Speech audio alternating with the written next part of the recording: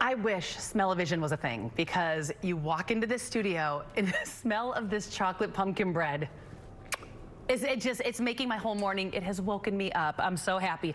And I'm happy to share this recipe with you because it comes together so fast.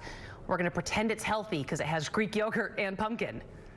It's basically a salad, so you're good. And yes, it is a dessert, but I like this as a brunch bread. So here we go, let's get started here. For my pumpkin bread, the first thing we're gonna start with is the actual pumpkin. Now, the same people who put cilantro and parsley in the same place at the grocery store also put the pumpkin and the pumpkin puree, the pumpkin pie filling and the pumpkin puree right next to each other. Please read carefully. You don't want pumpkin pie filling for this one. You want the pumpkin puree. All right, and then once my pumpkin's in here, I'm gonna go ahead and add in some Greek yogurt. Now, I've made this with plain Greek yogurt and vanilla Greek yogurt. Both work great. The vanilla is just gonna give it a little bit of extra sweetness. So depending who you're making it for. If you got a sweet tooth, use the vanilla. If you have, if you don't want it too sweet, just use the plain Greek yogurt. But it adds almost like a sour cream. It adds a little tang, a little richness, just really brings out all the flavors. We've got some melted unsalted butter. And then we're gonna go ahead and add in our own salt, unsalted butter. You know how I feel about it, 100% of the time, all the time, no matter what, even though Abby's gonna yell at me in my ear about that. And then we're gonna add our own salt. I do about a ½ teaspoon in this. You know what, I'm gonna switch to a whisk here for a minute. We're gonna whisk up these drier ingredients along with an egg. Let's get an egg in there. All right, so now we're gonna whisk up the wet ingredients here. I love this bread as well because it's a one-pot wonder. I say one pot, it's a one-bowl wonder. Everything goes in one bowl. You don't need a hand mixer. You don't need a stand mixer. It's just easy. Easy to whip up in the morning for your kids on a Sunday morning, which I've done many times. Let's go ahead and add in a little vanilla. You know how I make you buy that vanilla bean paste or I put that pressure on you? This is not one where I want you to use that. You'd never find it. There's too many rich things going on here. Just use the good old vanilla extract. And we're gonna add in 1/3 cup of sugar, of the white sugar, but I wanna add some brown sugar in here because what goes so well with pumpkin is that molasses flavor, so we gotta get the brown sugar in here too. All in one bowl. You know we love that.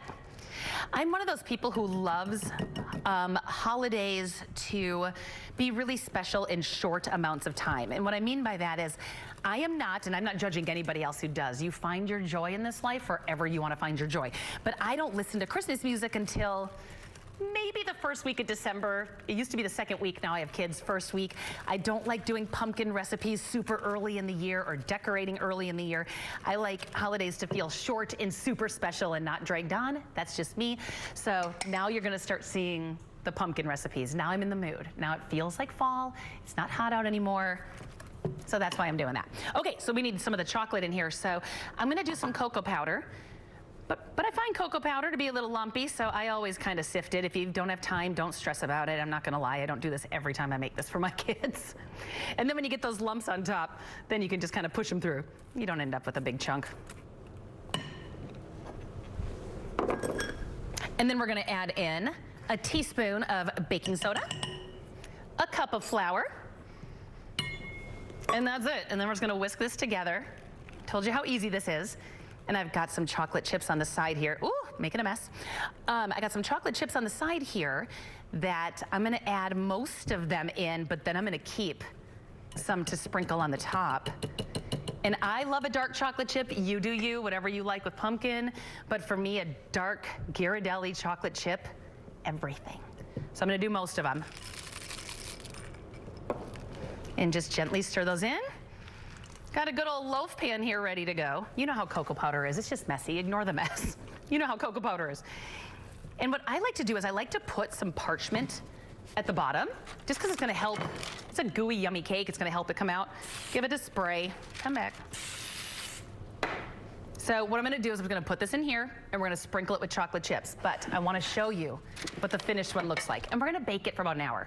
Check it after 55 minutes or so, but it's hard to tell with chocolate breads. Make sure you do the skewer trick. And this is what it's gonna look like when it comes out. I'm gonna show you. Oh, it's still warm. And it smells so good.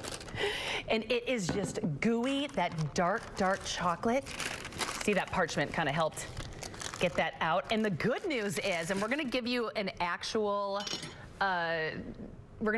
review because we haven't cut into it yet, but Sarah decided to make one this morning using gluten-free flour, the cup for cup, and we're going to slice into that in a little while. Try that, and if it's good, if we like it, I'll make sure in the recipe to change the recipe to all-purpose flour or gluten-free flour because it looks pretty similar and looks pretty good. So I highly recommend you make this, and you know I'm going to go ahead and post this recipe after the show for my little one bowl wonder here.